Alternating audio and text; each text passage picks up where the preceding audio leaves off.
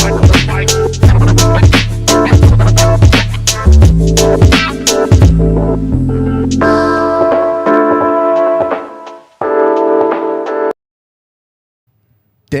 girl, did you just come from Kansas? Because I'm the Wizard of Oz, and you can be my Dorothy. Really? That's what it was?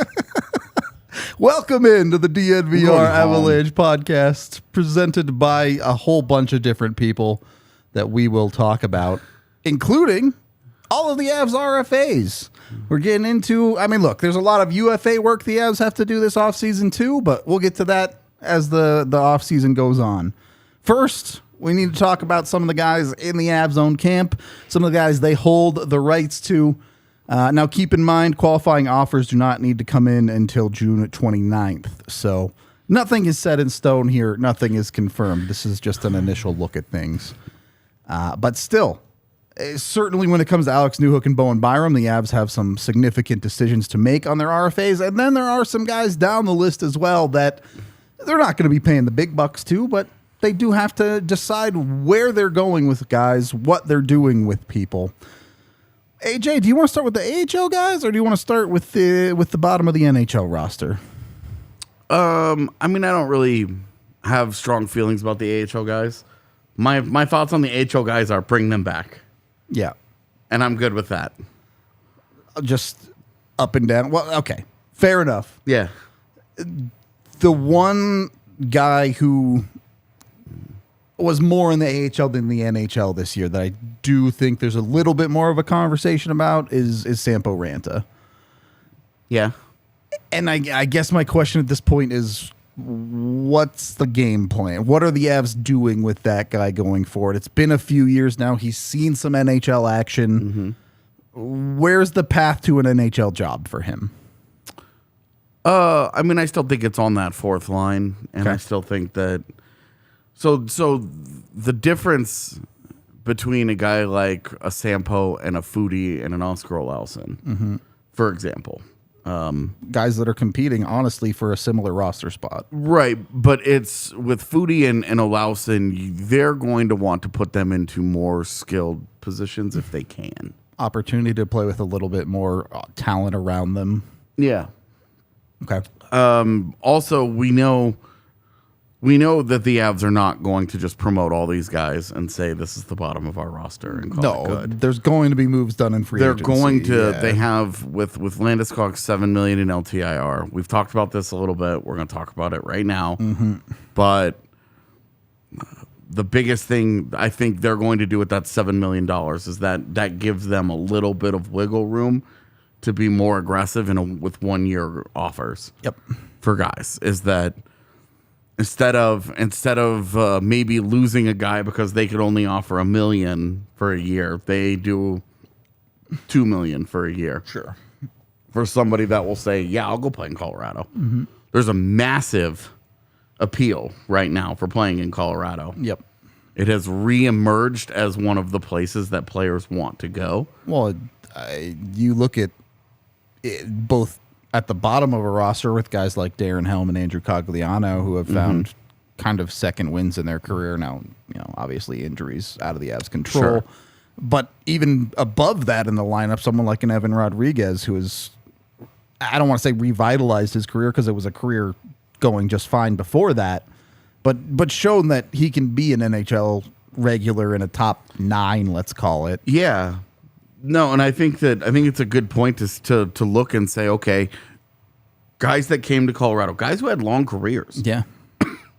We forget Andrei Burakovsky was a 30-point guy when he showed up. Was a third liner at best in Washington, yeah. And walked out of Colorado with a $5.5 million deal. Yep. You look at now, obviously things have gone extremely sideways for him. But when Jonas Donskoy was in Colorado, his 2 best years, player basically, yeah. His 2 best years are in an Avs sweater.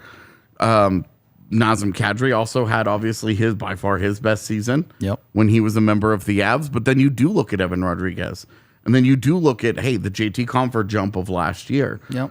And you kind of go through the roster. You look at defenders too.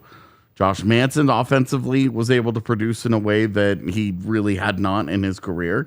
Even last year, the limited games that he played, His offense was popping. his offense was there in a certain way. And I just think that there's going to be an appeal in Colorado of, I agree. Let's go to Colorado. We're gonna play an up-tempo system that's not going to suppress my offensive numbers. And it could get me instead of taking. And there's a really good chance I'm going to play with more scale than wherever I'm at right now. So what Evan Rodriguez did last year, there's a pretty heavy rumor out there that he turned down a multi-year deal from one of the bottom feeders in the NHL. Rumor has it that it was a 3-ish year deal that he said no to. Because he didn't want to go. He didn't want to go and play for a bad team, but he also didn't want to go to a place where his numbers were going to languish, and he wasn't going to be able to set himself up. His career could be over at the end of that contract. Exactly. Yeah. Exactly. And so he came to Colorado for 1 year, $2 million. He outperformed that contract. Now, it was imperfect. Obviously, there were issues with Evan Rodriguez, but he easily earned a multi-year deal, and it might even be here. It could be. For my money, I think they should try to bring Evan Rodriguez back. But he gets to serve as kind of a good example here of what can happen if a guy takes the 1 year chance and comes to Colorado. Yep. The bottom of the lineup guys, Cogliano had his best offensive output last year in years. In like 6 or 7 years. 12 goals. So, you are talking you are talking about like they're in different roles. Yep. There's a decent track record of guys coming to Colorado, dropping into this. Now, obviously they have to fit, but the Avs aren't going to go after guys that aren't going to fit. Yeah. And getting that kind of bump and playing and producing and playing pretty well. Absolutely. And so you look at that and I think it's just an obvious appeal as a free agent. Totally. And this is going to be a guy that I'm going to bring up a lot this summer, and I'm going to hammer away at this. It's funny because it's annoyed me for years, but in this situation, at this time of his career, it really makes sense for the Avs to go after a Jonathan Duran to try and fill kind of a middle six role and maybe more. We'll see. But point being, lots of these guys. Dennis Malgin's another guy. Yeah, you look at, and we're gonna specifically get to that. Yeah. But Dennis Malgin, another guy. Yeah. That shows up and has some certain level of production up. Nicholas Aube-Kubel last year, I'd already forgotten about him. You go up and down the list. If you're even looking a little bit higher on the list, players see what happens not just to those guys, but take a look at Val Nichushkin's career turnaround in Colorado. Take a look at Arturi Lehkonen coming in, and it's not just, hey, they rehab your career, they turn you into something better. It's immediate with some of these guys that things get better. Yeah. So I think it's really easy to see that appeal from a free agent market, and that's really interesting. We'll talk about a lot of these free agents as the offseason goes on. To get into the point, though, what I was trying to get to was Sampo. I want to talk about how does he weave through all of this and end up in the NHL. This is the challenge, because the Avs can be more aggressive at the bottom of their roster this year with those deals. But he is a guy, his size, his skating, he's got enough skill there. The appeal should be obvious. It's, can he keep his head on straight in the defensive zone? And can he not take bad penalties? Yep. Can he not put the team in bad situations? Because I think that I still think that Sampo, as a fourth line guy, as a 13th forward, as a guy like that, I would love to start having the conversation of keeping him. Sure. And I mean keeping him out of training camp as your 13th forward. It's super, not this Curtis McDermott, Jacob McDonald. These two guys take up roster spots for you, and they play two positions poorly, kind of thing. But an actual forward that's going to play forward for you. It's super easy to see the appeal on a fourth line of a guy his size, his skating ability to just go out there and run into stuff. Yeah, and then has a little bit of offensive skill to back it up, too. Well, and right now, if they open up next year and Alex Newhook is their 4C again. There's some talent Yeah, there. you're like, oh, there's a weird amount of skill down here on our fourth line. Yeah, it'll be interesting. I think in my mind, realistically, I don't see Sampo fitting into the lineup. My expectation is they will solve a lot of those jobs with free agency. So I just struggle to see that path beyond a guy that has to have a good training camp, right? And then he becomes a conversation for something like a call-up or whatever it might be. And with Sampo, they're not done there. Sure. You know, like we had the feeling with Martin Kaut for the last couple of years that the organization it was pretty over it, yeah. Like just wasn't super, and they ended up giving the guy like 30 games this year or something. Like he ended up playing. He played a good bit for sure. But with a guy like Sampo, I think I would love to see that step forward. With ALLCITY and Foodie, I think you are still. Those are neither one of those guys are guys. The way that they play the game, I don't want them on fourth lines. So I think it's interesting with those two. With ALLCITY, he's not ready. He needs to, barring a camp where he just lights the world on fire, that's a guy I would expect to go back to the AHL and needs to put together a better offensive season down there than he did this year. Yeah. With Foodie, I think you're having a more interesting conversation of maybe there's a world where that guy could earn a job. Well, because there were a lot of things that you ended up liking about the 9 games that he played here. Yeah. I was the hater, which ended up being really weird. Because I was watching him play, and I'm like, that's a big mistake. That's a really bad read. Oh, my God, what's he doing here? There was a lot of things. But what you loved is that he was making something happen every game. There were a whole lot of holes in the game, but you were can watching live with that him with a young player. You're watching him either on a forecheck, either making a great read in the offensive zone with the playmaking, reading the ice, and there was something that was jumping off the ice every game where you were like, oh my gosh, a proof of concept that he can do it at that level. Yeah, big fan of this, and there was a lot to like in those 9 games. There was a lot that I thought, holy crap, he's just not quite ready for this yet.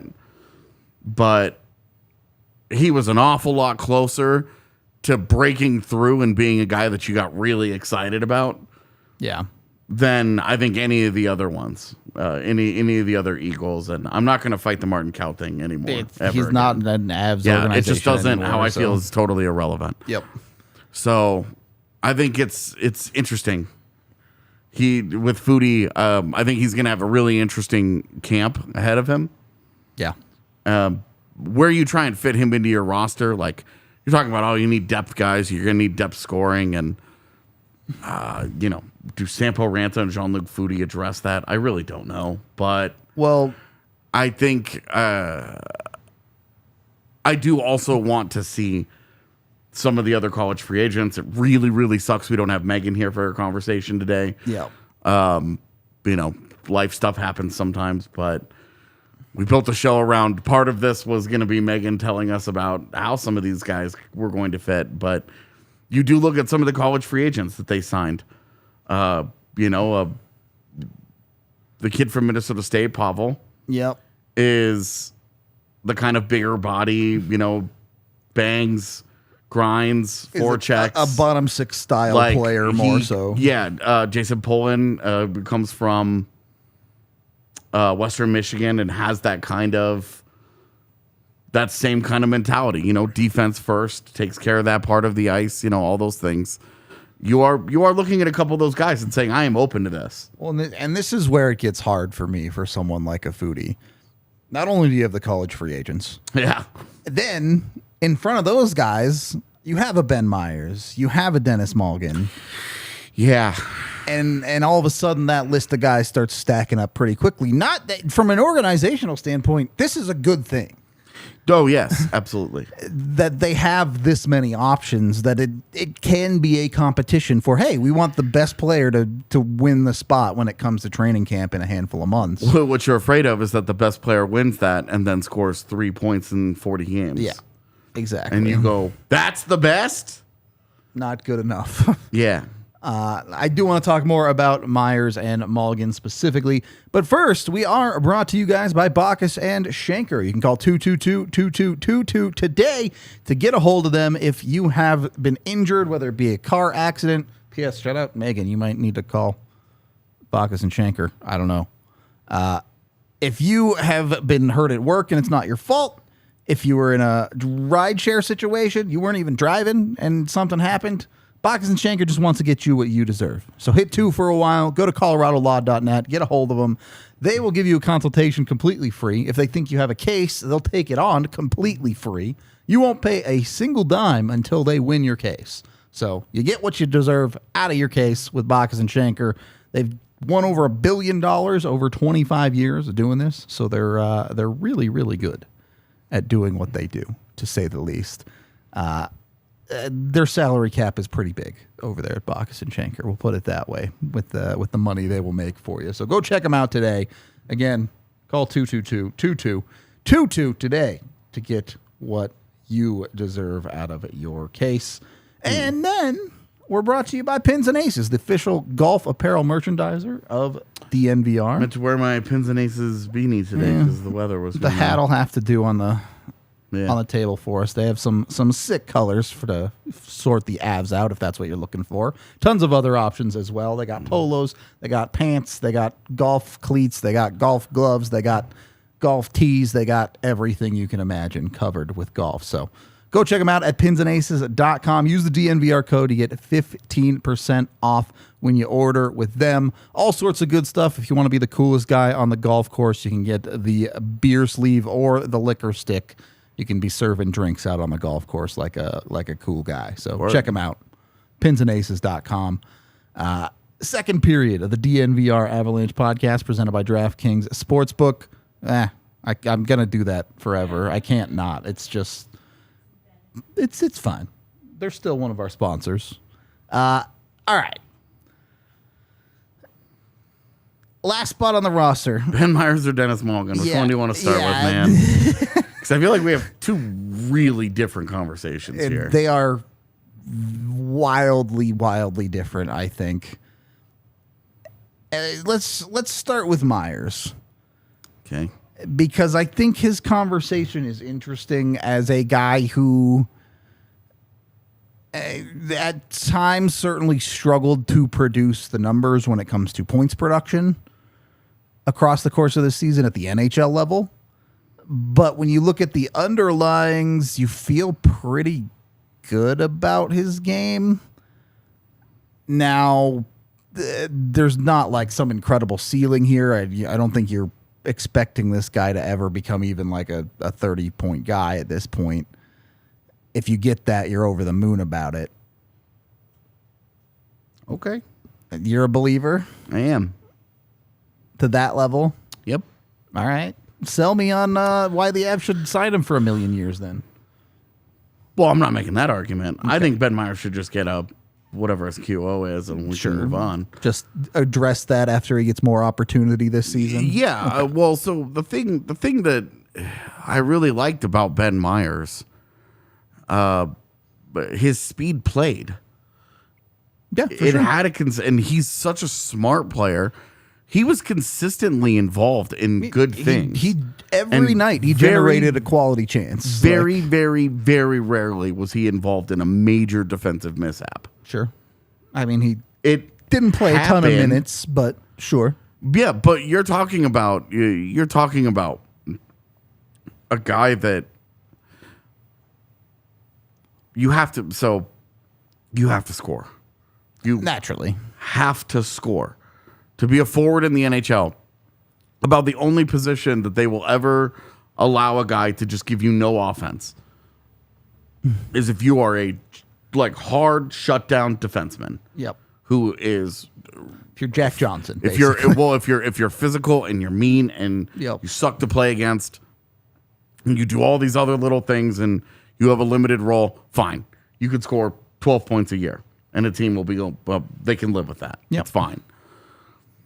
That's not the world as a forward. And there's no getting around that Ben Myers' production this year was just unacceptable. Yeah, the actual points production, yes. The rate at which he was producing opportunities. So this is where I am feeling like there's a lot of confidence in me that Ben Meyers, that the Avs were right, that they won the sweepstakes for Ben Meyers. Ben Meyers was highly coveted. Yep. Coming out of college, highly coveted. And there was a reason for that. There was this talk that he's going to be the best undrafted college free agent since Tyler Bozak, who was a consistent 40-point guy for a lot of his career. I don't know that Ben Meyers has got that in him, but I think he could be an NHL regular for sure. But I'm convinced he's a regular because when you look at the underlings, they're not great.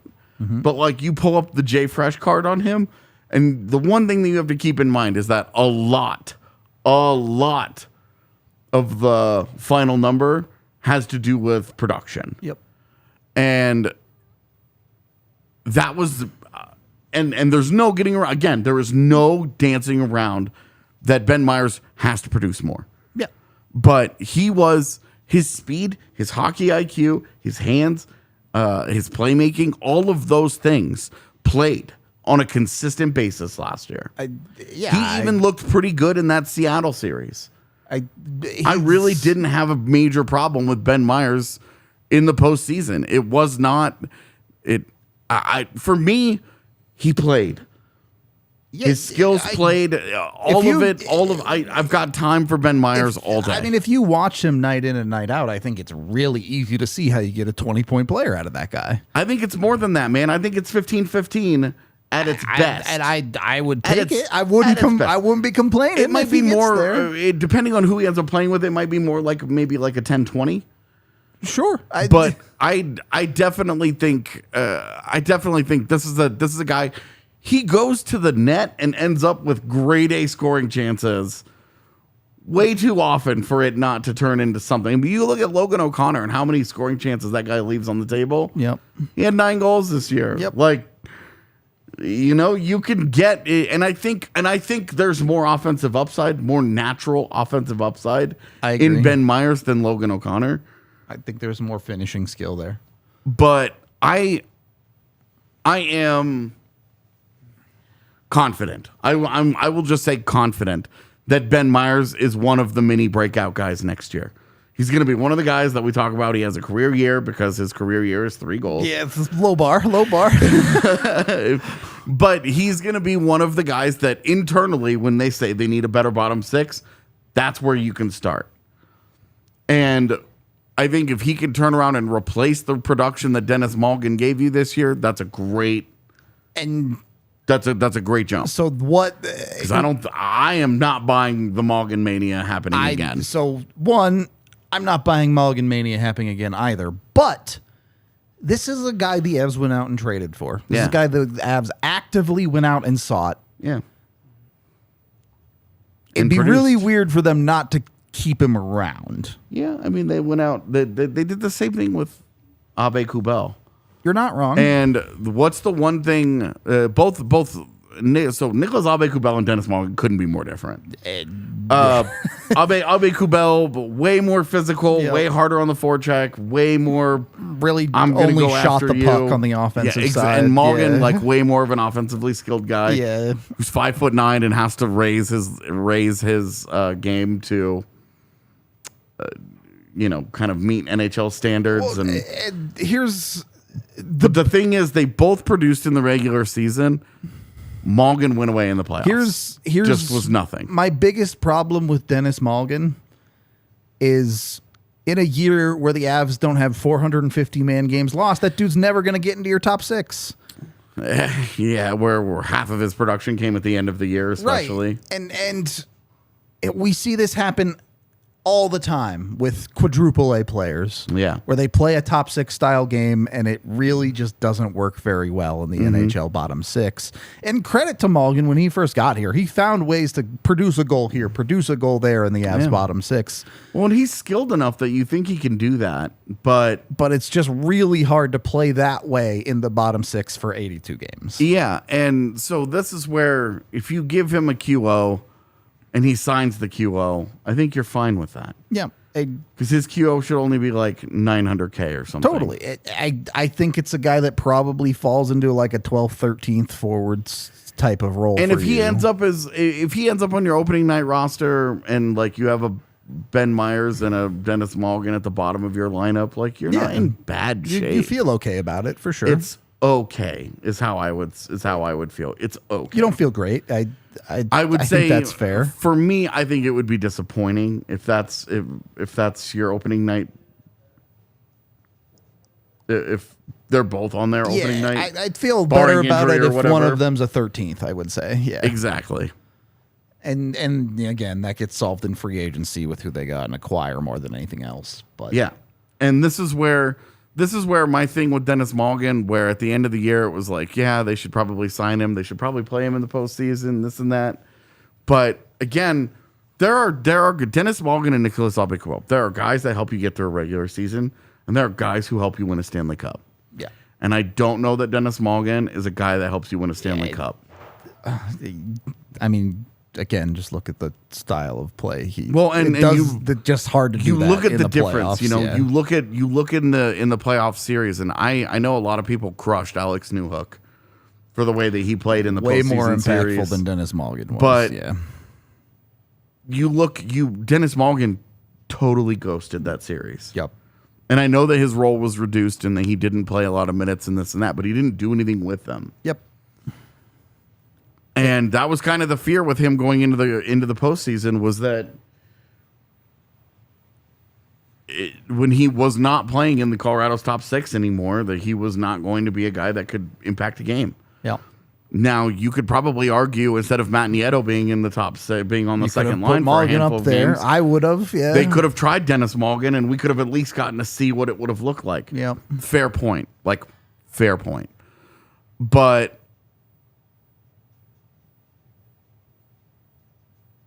I don't. I mean, I guess my thing with Malgin is if they don't QO him, I don't care. I would not. And care either, if they brought him back with you, and he was if he's part of the math, if he's part of the buffer between having to play Curtis McDermott at forward, fine. I would be a little bit surprised if they didn't QO him, but I wouldn't be like a guy that was yelling about it. I'll put it that way. You can find, and literally exemplified by the fact that they did it, you can find guys like that. This type of guy just regularly. Yep.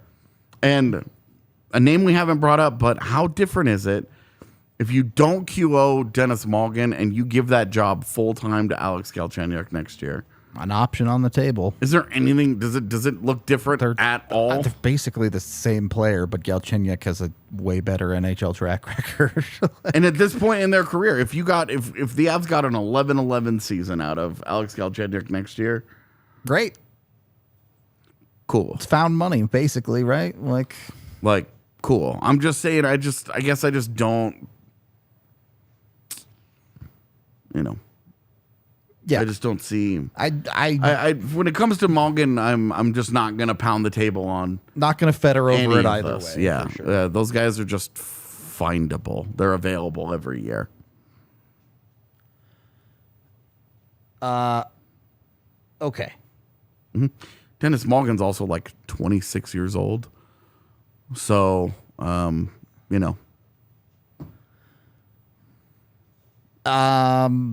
right in the heart of his prime, and Alex Newhook is still 21, he's 22. 22. He He's turned 22 22. now. Yeah.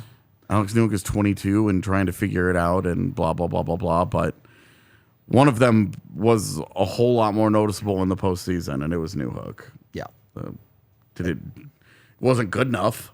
No, for sure. None of us are going to tell you that shit. Neither was anyone else in the Avs bottom six. Straight up. I mean, really, once the series got going and there was no Nichushkin, it was really like Evan Rodriguez and Arturi Lehkonen, your third and fourth best forwards. And after that, I'm not giving any love to any of those guys. It was tough.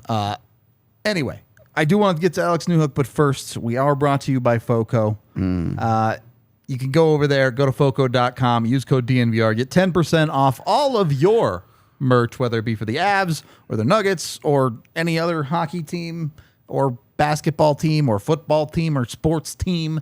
They've got you covered with licensed merchandise, licensed apparel. If you want to get bobbleheads, they got those. If you want to get other strange knickknacks, they've got those. If you want to just get a shirt, they've got that. Darnell Nurse got suspended. And Pietrangelo didn't? He only got fined. Dude, at what point does the NHLPA just say we are protesting until this George league Peros gives me gets the fired? biggest headache. Like, I literally can't. I don't understand. Anyway, what I do understand is that FOCO has dope merch. So go check them out, FOCO.com. Use the DNVR code to get 10% off over there. And then go get yourself some Shady Rays, too. Make sure you're looking good in your sunglasses. Even on... Yeah, no kidding. With the amount of wetness out there, their ski and snowboard goggles could keep your eyeballs dry a little bit. Not going blind out there. They've got you covered with whatever sunglass needs you want. Whether you get the crazy big aviators that take up my entire face, or you want some smaller rims or some other style. They've got them all. They've got different polarizations. They've got, I don't even know, what would you call them? Different frame styles, not frame styles, but like materials. Texture, sure, that's a good word for it. They've got it all with sunglasses. When you use the DNVR code over at shadyrays.com and you buy 2 pairs or more, you get 50% off your entire order. And for the first 30 days, they'll replace them if anything goes wrong. So check them out, shadyrays.com. If you're local, they've got a brick and mortar at the Park Meadows Mall. Third period of the DNVR Avalanche Podcast, brought to you by whoever I want. Alex Newhook. Let's start here. He had a 30-point season this year. A perfectly reasonable season from a player in a bottom 6 role, which is what he was for the majority of the year. Basically all year. Really did not had maybe a handful of games where he got some shifts on the second line. Those came at wing usually also. I do think the Avs do need to make some decisions here about what Alex Newhook's future on this team is. Is he a guy they really want to push into that center position and do that for you? Is he a guy that more so fills the JT Compher role of a guy that's going to fill in everywhere in your lineup and just kind of be a versatile tool that you can use anywhere? And That's the question. This one to me isn't that complicated when it comes to the RFA conversation.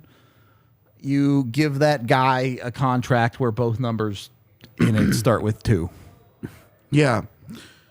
So going through Cap Friendly last night and going through contract comparables, I started with a 2.2 or a 2x2 Sure. for Newhook. And you could argue that it's a pretty good space there. His best comparable in terms of games played to points is actually Sam Bennett, who took a very similar deal. It was like 1.9 or something. But that deal was signed in 2017. Mm-hmm. And, usually if you're going to use a contract comp from 6 years ago, you're going to have to spend a little bit more money. So I bumped it up to 2.3 to see how close we could get, and there's a lot of recent comparables At that started to really match up nicely.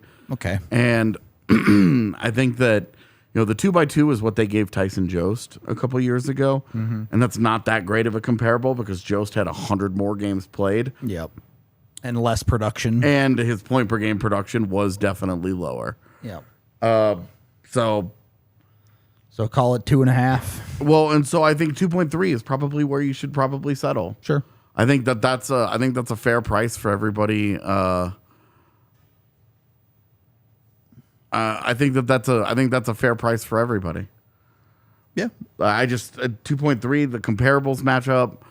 It's and like if it has to go to 2.5, okay. Like You're not going to break the bank over Yeah, $200K. that extra $200K just is not that big of a deal for a guy that you have real expectations for. So, And even if that guy goes out and he gives you 30, 35 points again next year for $2.5 million, that's worth every fine. penny, yeah. It's fine. So let me ask you this then. Is there a world where you take a risk, where you give him a little bit more to get an extra year or two? No. So with that, I would say absolutely not, because part of the math that you're trying to the challenge that you're navigating this year is the math for this year. And I understand if you try and give him a 5-year deal, you're going to have to you're going to have to give him $4 million. Yeah. It's And where you're looking at years 3, 4, and 5 and saying getting value there in theory. Yeah. is he anywhere close to worth $4 million right now? No, he's just not. Yeah. And he would be dumb to say no to that. If the Avs offered him a 5-year deal at $4 million per, it could end up being great in subsequent years. Yep. He could also still be a 30-point guy. Exactly. 4 years from now. And that's the danger zone of those contracts, is that you have to be right about those guys. Mm-hmm. They have to give you surplus value. A $4 million player being worth $4 million is okay. It's a small loss for you, though. You need guys to be able to outplay those deals, and those mid-tier guys need to be outplaying them. And with Newhook, the answer is just no right now. And you need to try and save some of that money for another guy. If you knew 100,000% for sure that you were getting a 50-point season out of Alex Newhook, if you were Biff from Back to the Future and you had the sports almanac from way in the future, and you could read ahead and you could see that Alex Newhook is giving you 50 points next year, it's even more incentive to give him $2 million this year, because you're going to get that much surplus value out of it. And then you could spend that extra $2 million on another player. So there's just no reason under the sun to go long here. This is a classic bridge deal. Even if they if they wanted to give him a 1 year at $2 million, if they wanted to give him 1 year at like $1.8 million, whatever, and try and save a little bit on the margins, I'd be fine with that. I don't think they need to do that. I don't either. I think I would go 2.3, and I would just let it be. That's exactly the range that I would go. It really doesn't seem like this is hard either. It seems like this negotiation should take 10 minutes. They sit down in the room. They say, look, here's the comparable. We'll give it to you. We're done here. So to me, this one is maybe the easiest of the jobs that they have to do, of the actual guys where you're talking about negotiating contracts with, beyond just giving them a QO. I just don't think it's a complicated one for Newhook. Yeah, for Newhook, I don't think there's enough games played there. There's enough points. There's enough contract comps over the years where you can look at it and say the guys that got the contract comps that ended up with higher paid contracts are all guys who had the power of arbitration available to them. Mm-hmm. Alex Newhook does not. Nope. So you do not have that coming off your ELC. Yeah, he does not have arbitration behind him as a potential tool here. This should be a painless and easy conversation. Should be right in that $2 million range. Give or take a year here, a year there, and a couple $100K. If it gets to 3, I'm uncomfortable. And that's, if it gets to 3, I want a third year personally. Well, and that's, I think the Avs go into that room and they say, hey, let's start at 2.5 for 3 years. And if Newhook takes it, great. When he counters at no, give me 2.5 for 2, they can fight on the money number a couple $100K if they want to, but ultimately somewhere in there is fine. Yeah. The way harder conversation is the Bowen one Byram, that gets far more interesting, way harder, is Bowen Byram, top to bottom. A guy that it's hard to judge, as you can see there. Across a 3-year ELC, he only played 91 games. not even 100 regular season NHL games under his belt, but also is producing at over half a point per game this season, close to that across all 91 games, is electric at times. You can see the high-end skill there. You pretty much have this guy penciled in as a top pairing guy for you in your future somewhere. Even a bridge deal is not going to be in the $2 million range. I'll put it to you that way. And is there a world where the Avs can lock him up longer term? So I know people are talking. It's so interesting to me that people want to trade Sam Girard because $5 million is too much for a guy who hasn't ever had a 40-point season and hasn't ever done this, and that, and right. Yeah. Like all these different things. He's never done these things. Bowen Byram's never played a full season. People are talking about giving him $7 million. That's too much. That's too much dollars. For me, I walked into this saying I'd offer him a 6x6. And I went and tried to find a contract comparable. Couldn't find one? You're not even close, man. You're basically coming up. Feels like way too much. You're basically coming up with a brand new market. Yeah. I mean, I'd give him the Sam Girard deal, which is 5. And even that, you would be taking a big leap. For sure. For a guy that has shown no ability to play 82 games. Not even 82 games, close to 82 games. Yep. Has not even come close to 82 games. And the season that he just had was plenty encouraging. When he was on the ice, it was great. I mean, you're talking about a guy that was on pace for a 40-point season. Yep. But on pace, isn't actually doing it. Exactly, which is, again, you look at a guy like Sam Girard was on pace for a pretty prolific year during the 56-game season. Yep. When he peaked and was absolutely at his best. It's and Sam Girard's a good example because Sam Girard had a tale of two seasons here. Mm-hmm. The first half of his year, he was brutally bad and had no production to back him up. In the second half of the season, he was significantly better with quite a bit of production to back him up. That's what happens when you stay healthy, though. You get the ebbs and flows. Bowen Byram didn't stay healthy for enough of the season to really see how he handled ebbs and flows, to see where his games look, what his game looked like when it hit peaks and valleys. We got a microcosm of it in the postseason with the 7-game series against Seattle, where he came out and was maybe their best player in the first 2 games.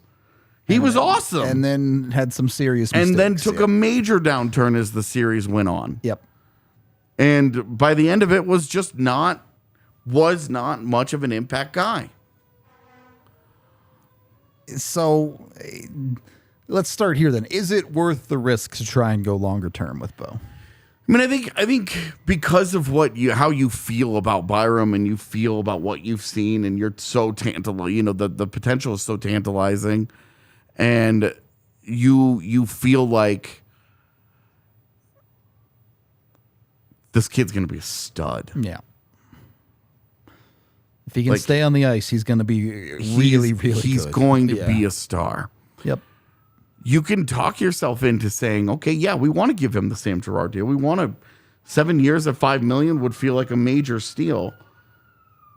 But you're also talking about a guy that has missed portions of 2 seasons, large portions of 2 seasons with concussion problems. Yep.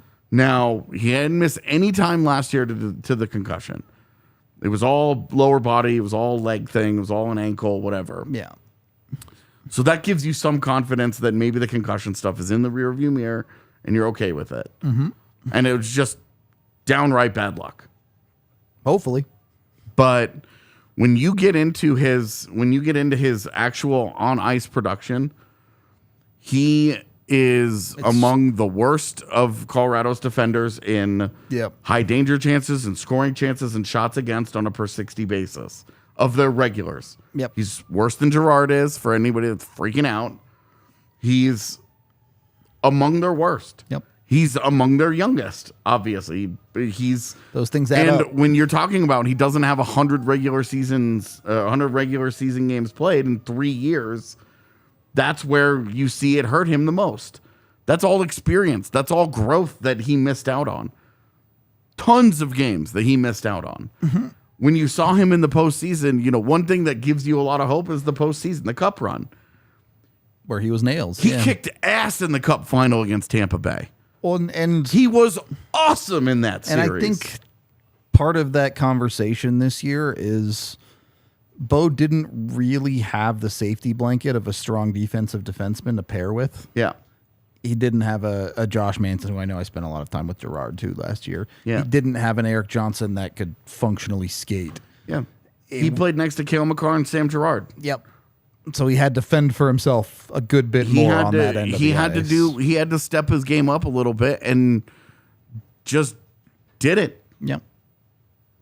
So when you get into the underlying numbers, they're not there. Yep. When you get into the track record, it's not there. When you get into a contract comparable, there's one that exists. Yeah. And I was able to find one that I really liked, maybe 3 in total that I thought were interesting. Okay. Really weirdly. Oh, boy. They were all signed in 2014. Okay. I thought just randomly? Yeah. Your best contract comp right now is Torrey Krug. Okay. From 2014. Yeah, I get because 2015 contract was a little bit bigger. Yeah, I get that. But Tyson Barrie's deal with the Avalanche, sure, before he went to arbitration, yep, is also on there, and Justin Schultz's deal in Edmonton, okay, where he was productive. He was really productive in a limited number of games. Was the Schultz deal? 3.675. Yeah, okay, so it was under 4. It was 3.675, by far the highest. Those others were in the 2s. Yeah. Barry's, I believe, was like 2.4. I think it was 2.6. Okay, sure. But we're splitting hairs here. Yeah, it doesn't matter. I think it was 2.6, and Krug's was like 1.9. Mm-hmm. So you're talking all this conversation about giving this guy 5 years and 6 years and blah blah blah blah blah. Do you even want to mess with it when you can just give him 2 years at 2 something or whatever, 3 something if it has to be? I think the smart play here is to probably just give him 2 years, keep the number down, and let him stay healthy and prove it. Yeah. And if he ends up costing you a lot of money, it's because something went very well, and you got a great value out of him over the 2 years. Exactly, yeah. And it also kicks the can down the road of having to make a Devon Taves, Sam Gerard. Do we trade one of these guys? Yeah. You kick that can down the road for a year. Sure. Which you want to continue to kick it down the road as long as you possibly can. You don't want to ever have to pick it up and go, okay, well, I traded the can. Yeah. You don't have to force yourself to lose pieces, right? Yeah. And because you don't have leverage in that deal. The problem there is a certain point where it becomes short-sighted and you're going to end up losing more because you didn't pay Byram in the first place. Yeah, but it's a lot harder to say that when the Avs are in the middle of a cup window. Yeah, and I also I just think that we make too big of a deal of this stuff, and it's really easy. It's really easy to say we love this kid, we want him to be around for a long time, we think he's going to be great, and he just hasn't proven it yet.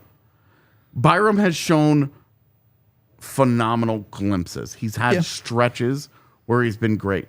He has not put together an entire season. He has not put together a full run of play that I think demands that he be a long-term guy. So I walked into this thinking they should try and go long-term with him. I've walked out of it now thinking they should probably just try and give him a 2 or 3 year deal. And whatever it costs them on the backside, it costs them because he earns it. Here's the ace in the hole of the backside of that. In 2 or 3 years, you're going to have a whole lot better idea of what a regular cap looks like in the NHL. Yeah. You're going to understand how much the cap is going up on a year-to-year basis. That should be more than this $1 million stuff that the NHL is getting right now. And that's where I think, okay, you give him a 2 to 3 year deal. By the end of that, you'll know, hey, we're getting an extra $5 million at the end of this year or whatever that number happens to be. Throw that at Byram, and then we can sort out the rest of it. Yeah, and you know that you do have raises. You do have raises for Mikko Rantanen and Cale Makar coming up. Of course. And you're worried about that. And then you're saying, well, if you keep Devon Taves and you have Devon Taves around, I think almost just because the ice time and the opportunity won't be there for Byram to dominate, suppress him a little bit. You almost keep him from having that massive breakout just because you are already paying a Devon Taves. If they are able to keep him or whatever. Yep. And if they choose to move on from Taves or they trade a Girard or whatever, Byram's role gets bigger. And then he will get that opportunity to earn that money over those couple of years. Yep. But this is going to be I think this is going to be a hard one. I mean, I agree. If the team really, really, really wants to go long term, like if they really want to, they could. They're completely out in no man's land where they don't have any history behind them. There's no history behind them for a guy with this limited of a track record getting a long term deal. I looked, man. I couldn't find one. It doesn't exist. Yeah, the longest that you get are 3 and 4 year deals, and they were a long time ago. Yeah, and they were for guys who ended up being more of defensive defensemen. Not guys that you thought had the ability to be high-end two-way players.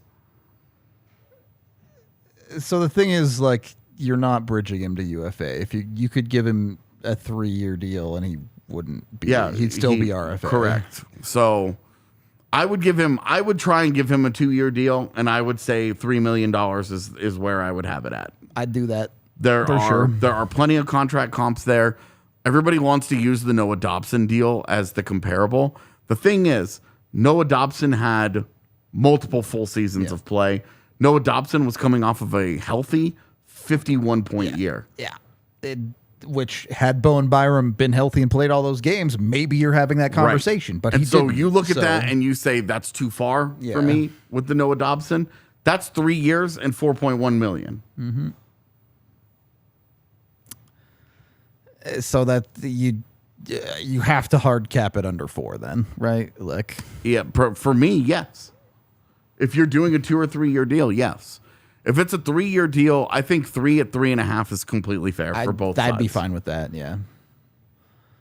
I think that's where it should go. So ideally under 4, 2 or more years, and the numbers fluctuating and in and around there a little bit. This is something that I'm sure we'll update and revisit as the offseason goes on and some more clarity of the Avs situation comes through. Because this is RFA, I would not expect this to be done anytime soon. No. Again, QOs are due June 29th. So I am going to start trying to prepare people that this is going to be done in September. This is going to be kind of it's going to be a struggle, and I would not think. I don't plan for this to be done before training camp. Would not be surprising at all. Yeah. Just don't plan for it to be done before then. And we'll see how much of that money they spend in the summer and how much they leave themselves in terms of wiggle room for a Byram deal. Because I think that would also be instructive. If they roll into training camp with $10 million of space, you know what they're trying to do with Byram. There could be a long-term deal coming here. Yeah. You know what they're trying to do. They leave themselves with $4 million of space. Exactly. If there's $4 or $5 million of cap space going in and Byram's not signed, then you know, hey, they're trying to. And I will say this. If they're comfortable with going short-term and Byram's going comfortable short-term, it should not be a problem. Yeah. It really shouldn't go that long. Yeah. The only reason that it would make sense to me that this thing went long-term is because one side is trying to get a long deal and the other one's trying to get a short deal, and they're just at the impasse there. And they can't hammer out the in-between. Because if they're both in agreement that, hey, we're just going to see what happens short-term, fine. And And if Bowen Byram earns a $9 million deal on the other side of that, then Bowen Byram played unbelievably good hockey, and you feel like you might have won another Stanley Cup at that point. You certainly have the future of your top pairing decided forever, and you find a way to keep him. Under no circumstances are you sitting here going, well, we've got to be able to keep these guys so that we just can't afford Byram. No, you keep your best players and you figure out the rest. Yep. If they're that good, you figure it out. Okay. I think we can wrap up today's show. Any final thoughts on the RFAs, AJ? It should be a mostly dramaless season. The only one is Byram. The rest of these should be real straightforward. A lot of QOs. And really the only other guy, Malgin. Yep. He might have a leg to stand on to ask for 1.25. Mm-hmm. If he does, I wouldn't QO him. I'm not giving him that. I wouldn't give him anything over $1 million. I wouldn't give him $1 million. So I'm not going to fight anybody if they do. And if he just goes and gets that somewhere else, good for him. Yep. Happy for him. We do have 2 super chats here. Melanie giving us $10 saying, just stopping in to say hi and thank you. I missed a couple days, but I'm all caught up now. Yeah, look, you guys don't have to catch us live. We appreciate all y'all in chat, but if you miss us, we're here on YouTube forever. If you want to listen in your car, we are a podcast. You can get us on Spotify and all the other Apple podcasts, all the networks. You can get our podcast that way too. So thank you, Melanie. And then $2 from Vaguely Sober, who says, congrats on hitting 40K subs on to 50K. Slowly but surely. Thanks, Coach Prime. Yeah, no kidding. All right.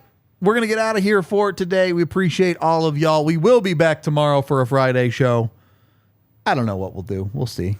Yeah, we haven't decided on a Friday show. If you guys have any suggestions, hit us up. Otherwise, we might just open it up to the floor and have it a mailbag episode tomorrow. Not a bad idea. Maybe it'll be the two of us again. So you guys are stuck with us. I know three shows this week, just the two of us. Yeah, it's just how things go. Yeah, it's just how the week kind of broke down. So expect more of us. Sorry.